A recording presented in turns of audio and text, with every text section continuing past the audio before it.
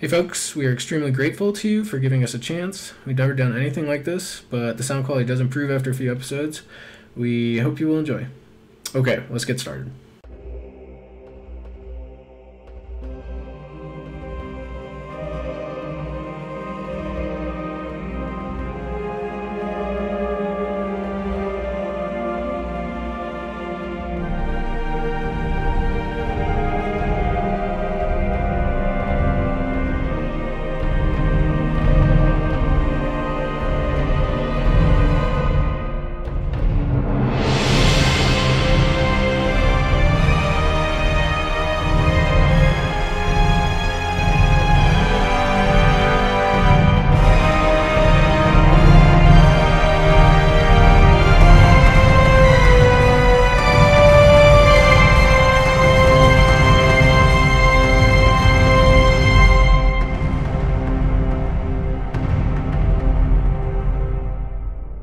Alright, dear future friends, welcome to the Talking Tolkien podcast. I'm Patrick Santino, and I'm joined by...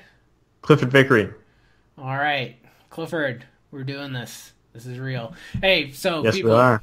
People, we know we have about maybe 10 minutes to hook you, and then maybe after that you'll give us a couple episodes of a chance to see if we're worth it or not.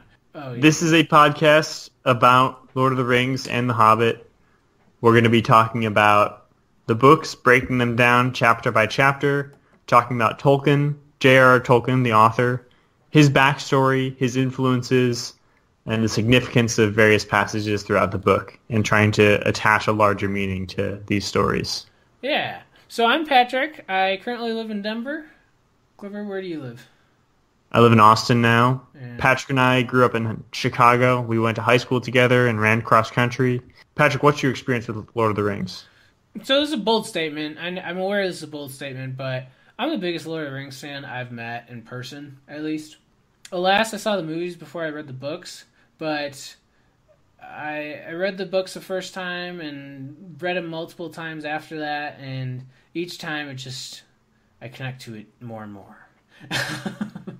I've also read the Silmarillion, all the histories of Middle-earth and everything like that. I wouldn't say I go past that though. Like, I'm not super into like all the dressing up or any video games or anything, I don't know, kind of dorky like that.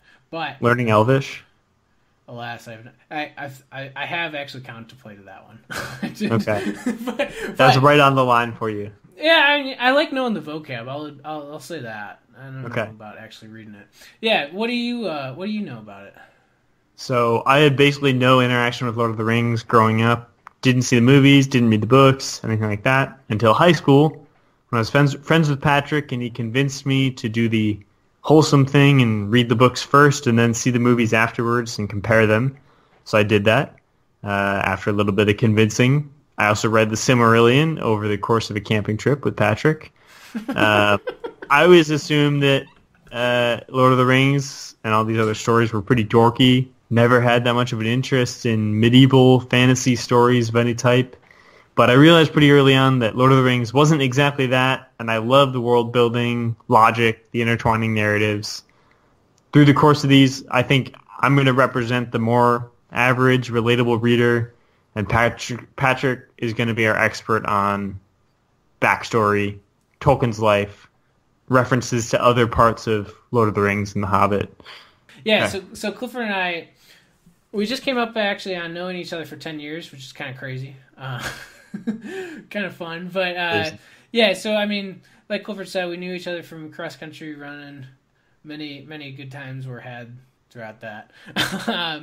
But I'd also like to point out, like Clifford was saying, I come up with some kind of crazy ideas and big ambitious ideas, and of all my friends that I get to go along with me on some of these things, Clifford's usually the most willing and gung-ho to jump in with me, which is quite the compliment from me, I'd have to say.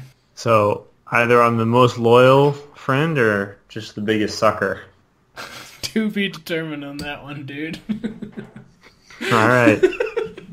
Well, on that note, Patrick, why are you doing this? All right, so what are your goals for the show? Yeah, so I was jumping. I've been thinking about doing a podcast for a while. Didn't know what exactly I wanted to do it on or what I would be good at or anything like that. But then all of a sudden it clearly dawned on me, oh, dude, Patrick, you got to do a Lord of the Rings podcast. And the reason I thought that is because, well, there's some other ones out there, yeah. And I mean, they're good. They got interesting information. But I didn't really think that they were accessible just to like the everyday fan. Like most of them were starting with the Silmarillion, which is basically the prequel to Lord of the Rings. And I mean, it's just, that's not the place to start. Like I want something that everybody could get behind and like relate to and really get into.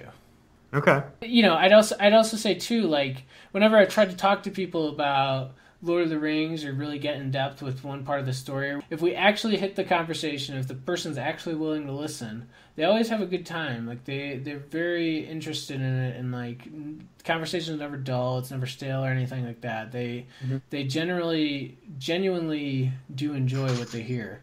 So I thought, you know, why not? This is something I thought, you know what, we could really knock this out of the park. Like why don't we just put all our effort into this, do the best we can here. What about you?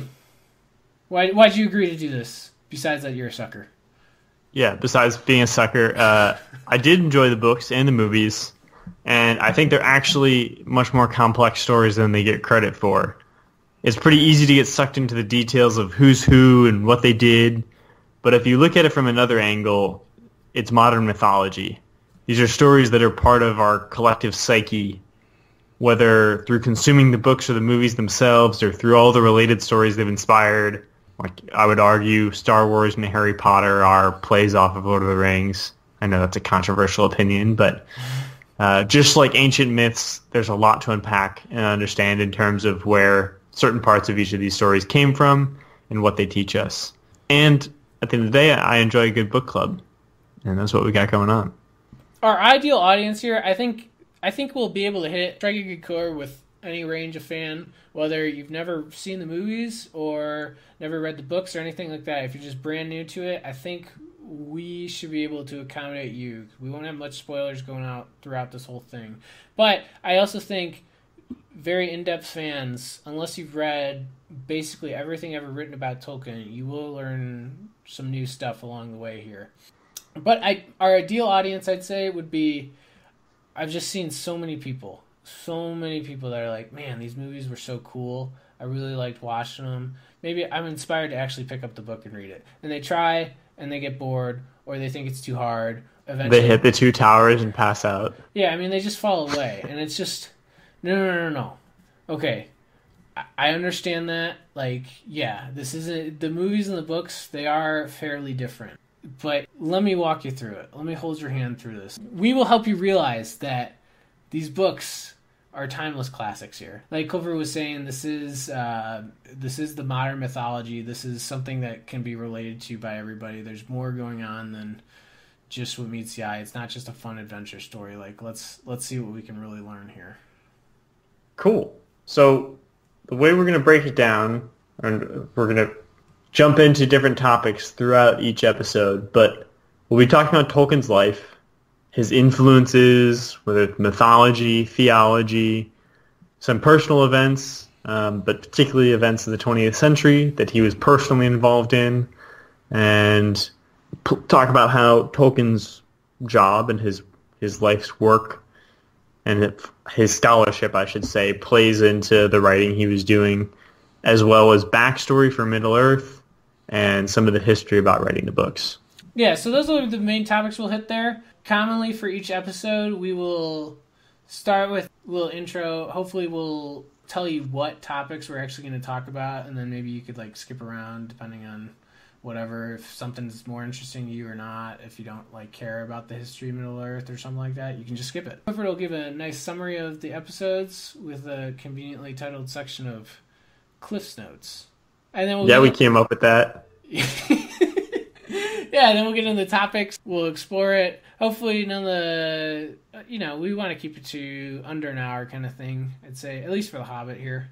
We're going to start off with The Hobbit. No, it's not as in-depth of a book as Lord of the Rings, but there's more going on than meets the eye. I mean, everybody can keep up and follow the story of The Hobbit, but there's definitely more to it than you'd actually think.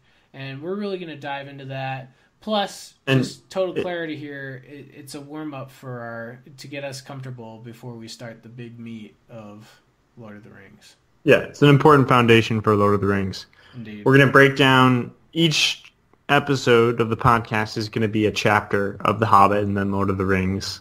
And yeah, we're anticipating that you'll be reading the books along with us, although most people probably aren't going to because people are busy and lazy. It certainly will make more sense if you're reading the books at the same time. We're going to reference them throughout, and we're going to try to avoid spoilers for the most part. I know Patrick's pretty diligent about that, but we hope you're excited. We're going to dive into Tolkien's biography now. Cool. All right. So, what do you know about Tolkien so far, Clifford? I do not know all that much, besides what you told me. Going into this, I knew that he wrote most of these stories in the first half of the 20th century. He fought in World War I, and he inspired a generation of fantasy and mythology stories. He's also, I know that he's British and that he was a professor of some sort. Yeah, what kind of professor? What was his subject area? I don't think I could tell you. English, literature, something like that. Right, so he's specifically focused, he would call himself a philologist, which literally translates to a word lover, lover of words. Do you know anything about philology? So philology is the study of language and words as they relate to history and culture. So think of it as like the archaeology of words and language. It's very closely related to etymology, which is basically the genetics of words, where they come from, how they've evolved. But philology incorporates context, so it's a slightly broader view. We can look at philology, the word philology itself, with these methods. So it's a word that has its origins in ancient Greek, meaning, like Patrick said, love, philos, of literature or words, logos. Similar words exist in Latin and all the Romance languages, but not in older languages, so we can therefore infer that the Greeks invented it, or likely started that way of thinking about words. In modern English, though, it's come to mean something more specific. It's basically a history of literature. Tolkien was fascinated by this, and he was a professor of it. And so throughout Lord of the Rings and The Hobbit, we've got examples of words that Tolkien's created or inserted with very particular significance, and we'll try to break that down for you. Talk about why he's using a certain word, not a different word, or why an invention of his is relevant in terms of a broader history. Right on. I think we'll dive into that as we go into it. But as this is the introduction to the Talking Tolkien, J.R.R. Tolkien podcast, I think it's pretty important that we just paint some broad strokes of his life at this point. I'm just going to run through some points of his life here, just to give you context, because, again, we'll be drawing on this throughout the podcast. So, both his parents were English. Tolkien himself was born in South Africa because his dad had a business there at the time. Went on a vacation with his mom and his brother back to England, extended vacation. During that time, his dad ended up suddenly dying in South Africa, so the mom decided to stay back in England with all of her relatives. Tolkien lived in and around the outskirts of, moving throughout this time, Birmingham, which it's in the same location as it is today. So look up a map of Birmingham in the United Kingdom, and you'll see where he grew up. One major event in his family was, while Tolkien was a youngster, his mom converted to Roman Catholicism. At the time, this is the 1900s. Yeah, 1900s. So turn of the century. In England, that was a big no-no. That was a big deal. She was basically ostracized from her family. Because most of England's Protestant, right? Correct. Anglican. Yes. Yeah. And she ended up dying when Tolkien was 9 years old. She entrusted Tolkien and his brother's name is Hilary, by the way, to the guardianship of the local priest, Father Francis. Tolkien went on to go to St. Edward's School for the, I guess, equivalent of, in America at least, of middle school and high school. From there, he got into Oxford at Exeter College to study classics, but eventually switched to English literature. During his time at Oxford, World War I broke out. Most people his age would have immediately enlisted, but he only had 1 year left in his degree, so he decided to finish that up beforehand. During this time, he also married the equivalent of his high school sweetheart, who was Edith. From there, he was in training for World War I and did get sent to the trenches. He fought in the Battle of the Somme, which was one of the bloodiest World War I. During that time, he was actually a signaler in the trenches, which that job definitely increased his chances of survival. The whole conflict was extremely deadly, but he was on the front lines, but he wasn't the leader of like a charge. But some of his friends were killed. Oh yes, right? Yeah. He had a solid group of close friends, and many of them died during this conflict. I'm sure throughout this show we'll touch on who they were and everything about them. So he was in the Somme during the fall of 1916, but he eventually got trench fever, and that actually got him out. That's what saved him. He was stuck in hospital and switched from hospital to hospital throughout all of England. When he was like somewhat able-bodied enough, he was put on basically night coast patrol for on the English coast to watch out for basically the German Navy. After the war, he was in desperate need of a job, which probably everybody was, but he was also like newly married, had one kid at the time. So he got a job working on the Oxford Dictionary. He worked specifically on the letters U, V, and W. So if you can find whichever edition it was, most of the entries for those letters probably would have been exclusively written by J.R.R. Tolkien himself. He got his first big break as a professor at the University of Leeds in about 1920. During this time, he started having all his kids with Edith, and the kids' names were John, Michael, Christopher, and Priscilla in that order. In 1925, he got his big break, set up the rest of his career as a professorship in an Oxford seat. Pretty interesting. So it sounds like World War I was a pivotal event. Indeed. I think it was for everybody that fought in that. Certainly. And after that, he basically got absorbed into the life of a professor, at which point he started writing these stories. Right. So one of the main sources that we'll be using for this podcast is Humphrey Carpenter's biography of J.R.R. Tolkien. There's just this one quote that I love. He just interrupts his whole book just to say like this one passage. It was really good. I think it's pretty fitting to read here. It fits in right where we left off. He got his job at Oxford, and was his defining profession. So I'm just going to take the time to actually read this here. And after this, you might say nothing really happened. Tolkien came back to Oxford for 20 years, went to live in a conventional Oxford suburb where he spent his retirement and died a peaceful death at the age of 81. It was an ordinary, unremarkable life held by countless other scholars. And that would be that. Apart from the strange fact that during these years when nothing happened, he wrote 2 books that have become world bestsellers, books that have captured the imagination and influenced the thinking of several million readers. It is a strange paradox, the fact that The Hobbit and The Lord of the Rings are the work of an obscure Oxford professor who lived an ordinary suburban life, bringing up his children and tending his garden. Or is it? Is not the opposite precisely true? Should we not wonder instead at the fact that a mind of such brilliance and imagination should be happy to be contained in the petty routine of academic and domestic life, that a man whose soul longed for the sound of the waves breaking against the Cornish coast should be content to talk to old ladies in a lounge of a hotel at a middle-class watering place, that a poet in whom joy leapt at the sight and smell of logs crackling in the grate of a country inn should be willing to sit in front of his own hearth warmed by an electric fire with stimulated glowing coal. What do we make of that? Perhaps in his years of old age we can do no more than observe and puzzle, or perhaps, slowly, we shall see a pattern emerge. So it's pretty interesting. He's pointing out that in Tolkien's own life we've got a conflict or maybe a contrast between regular existence and longing for something greater, something different. And I have a feeling that's something we're gonna get back to in the stories as that relates to some of the characters in both The Hobbit and Lord of the Rings. Agreed. Yeah, so like we said, Humphrey Carpenter's biography, that is the biography on J.R.R. Tolkien.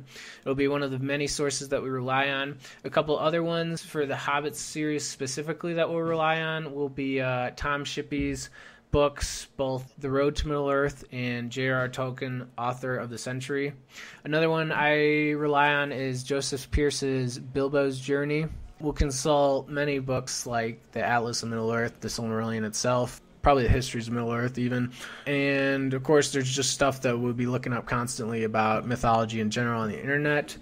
But the only other book of extreme note that we have to point out is Joseph Campbell's Hero's Journey, because we will be going in depth with those steps. So for those of you who have heard of the Hero's Journey, or maybe haven't heard of the Hero's Journey, Joseph Campbell put together a narrative in the 40s that was kind of, he called it the monomyth, whereas basically throughout history, all these different mythologies and stories follow a very similar pattern and narrative structure, where you have a series of steps that the main character takes on their way to becoming a hero. And this comes up again and again, whether it's the Odyssey or Beowulf, or modern stories like Lord of the Rings or Star Wars or Harry Potter, or any superhero movie ever, or any Disney movie. So it's something we'll be referencing throughout, and the steps that Bilbo or Frodo take along the way as they kind of work their way through the hero's journey. All right, cool. We want to get on to the actual show. I think we kept you long enough in this introduction. Hopefully you listen to the whole thing. If this doesn't float your boat, give us another chance once Lord of the Rings comes out. We want to give some thankses initially before we end this. We want to thank Andriy Stesov for producing the wonderful, awesome theme song that you heard at the beginning of this. I want to thank Nick Janich, a dear friend, for building the website. Hazel, who's Clifford's girlfriend, for all the artwork that you see. And I want to thank everybody who gave feedback on our practice episodes. You know who you are. And, of course, I definitely want to thank Clifford for going on this journey with me. And I'd like to thank Patrick for being the impetus for Yeah, that happens a lot. Yeah. See you next time on Talkin' Tolkien Podcast with Chapter 1 of The Hobbit. Thanks, y'all.